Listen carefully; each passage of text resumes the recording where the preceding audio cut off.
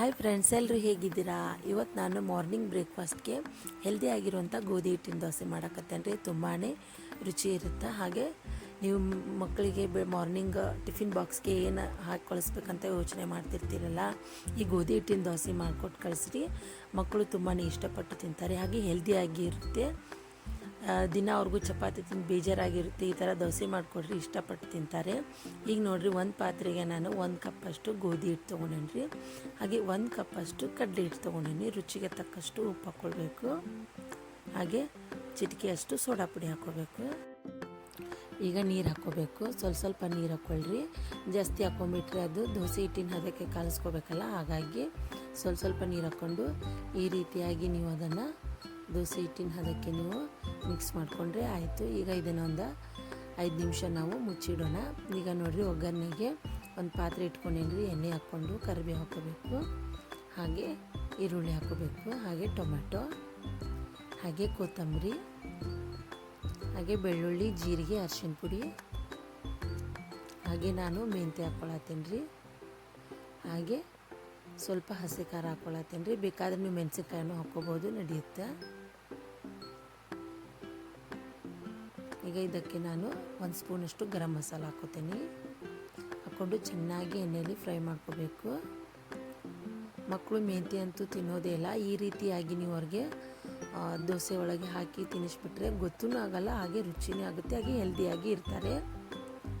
ಈಗ ನೋಡ್ರಿ, ಅದನ್ನು ಮಿಕ್ಸಿ ಜಾರಿಗೆ ಹಾಕ್ಕೊಂಡು ಮಿಕ್ಸಿ ಮಾಡ್ಕೊಂಡ್ಮೇಲೆ ದೋಸೆ ಹಿಟ್ಟು ಕಲಿಸಿದ್ನೆಲ್ಲ ಅದರೊಳಗೆ ಹಾಕ್ಕೊಂಡು ಅದನ್ನು ಚೆನ್ನಾಗಿ ಮಿಕ್ಸ್ ಮಾಡ್ಕೋಬೇಕು. ಹಾಗೆ ನೀವು ಇದನ್ನು ದೋಸೆ ಮಾಡ್ಕೊಂಡು ತಿಂದ್ರಂತೂ ತುಂಬಾ ರುಚಿ ಇರುತ್ತೆ. ಚಟ್ನಿನೇ ಬೇಡ, ಈ ದೋಸೆ ಅಷ್ಟೇ ತಿಂದ್ರೂ ನಡೆಯುತ್ತೆ, ಅಷ್ಟು ರುಚಿ ಇರುತ್ತೆ. ಈಗ ಇದನ್ನು ಮಿಕ್ಸ್ ಮಾಡಿಕೊಂಡು ಈಗ ಕಾದಿರೋ ಹಂಚಿಗೆ ಎಣ್ಣೆ ಹಚ್ಕೋತೀನಿ ರೀ. ನಾನು ಚೆನ್ನಾಗಿ ಎಣ್ಣೆ ಹಚ್ಕೊಂಡು ಈಗ ನೋಡಿರಿ, ನಾನು ದೋಸೆ ಹಾಕ್ಕೊಳತ್ತೇನೆ ರೀ. ನಾನು ಸ್ವಲ್ಪ ದಿಪ್ಪ ಮಾಡ್ಕೊಳಕತ್ತೇನೆ ದೋಸೆನ. ನೀವು ಬೇಕಾದರೆ ಅದನ್ನು ತಿಳುವಾಗಿ ಮಾಡ್ಕೋಬೋದು. ನಾನು ದಪ್ಪಾಗಿಯೇ ದೋಸೆ ಮಾಡಾಕತ್ತೇನೆ ರೀ. ಈಗ ಚೆನ್ನಾಗಿ ಅದನ್ನು ರೌಂಡ್ ಮಾಡಿಕೊಂಡು ಈಗ ಅದ್ರ ಮೇಲೆ 1 ಸ್ಪೂನಷ್ಟು ಎಣ್ಣೆ ಹಾಕ್ಕೋತೀನಿ ರೀ.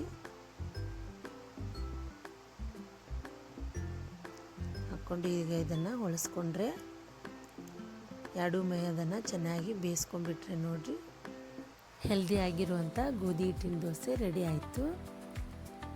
ಈಗ ನೋಡಿರಿ, ಇದನ್ನು ನೀವು ಚಟ್ನಿ ಒಳಗೆ ಅಥವಾ ಆಲೂಗಡ್ಡೆ ಪಲ್ಯ ಒಳಗೆ ತಿಂದ್ರಂತೂ ಸಖತ್ ಟೇಸ್ಟಾಗಿರುತ್ತೆ. ಹಾಗೆ ಮಕ್ಕಳಿಗೆ ಟಿಫಿನ್ ಬಾಕ್ಸಲ್ಲಿ ಇದನ್ನು ನೀವು ಪ್ಯಾಕ್ ಮಾಡಿ ಕಳಿಸಿದ್ರು ಇಷ್ಟಪಟ್ಟು ತಿಂತಾರೆ. ಡಬ್ಬಿನೂ ಖಾಲಿ ಮಾಡ್ಕೊಂಡ್ಬಿಡ್ತಾರೆ. ಹಾಗೆ ನೀವು ದೋಸೆ ಹಿಟ್ಟು ಕಳಿಸಿರ್ತೀರಲ್ಲ ಗೋಧಿ ಹಿಟ್ಟಿಂದು, ಅದು ಹಿಟ್ಟು ನೀವು ಒಂದು 10 ನಿಮಿಷ ನೆನೆದ್ರೆ ಸಾಕು. ಭಾಳ ಹೊತ್ತು ಅದನ್ನು ನೀವು ಬಿಡಬಾರ್ದು. ಹಿಟ್ಟನ್ನು ಕಲಿಸಿದ ಮೇಲೆ ಒಂದು 10 ನಿಮಿಷ ನೆನೆದ್ರೆ ಸಾಕು. ಹಾಗೆ ನೀವು ನಿಮ್ಮ ಮನೇಲಿ ಮಾಡ್ಕೊಂಡು ತಿನ್ನಿರಿ, ಹೇಗಾಗಿದೆ ಅಂತ ನನಗೆ ಕಮೆಂಟಲ್ಲಿ ತಿಳಿಸಿ. ಹಾಗೆ ಈ ವಿಡಿಯೋ ಇಷ್ಟ ಆಗಿದ್ದಲ್ಲಿ, ಹಾಗೆ ಈ ರೆಸಿಪಿ ಇಷ್ಟ ಆಗಿದ್ದಲ್ಲಿ ಪ್ಲೀಸ್ ನಮ್ಮ ಚಾನಲ್ಗೆ ಸಬ್ಸ್ಕ್ರೈಬ್ ಮಾಡಿ, ಸಪೋರ್ಟ್ ಮಾಡಿ. ಹಾಗೆ ಮುಂದಿನ ವಿಡಿಯೋದಲ್ಲಿ ನಾನು ಮತ್ತೆ ಒಂದು ಹೊಸ ಹೆಲ್ದಿ ರೆಸಿಪಿನ ತೊಗೊಂಡು ಬರ್ತೀನಿ. ಅಲ್ಲಿವರೆಗೂ ನೀವು ನಿಮ್ಮ ಮನೇಲಿ ಮಾಡ್ಕೊಂಡು ತಿನ್ನಿರಿ. Bye friends.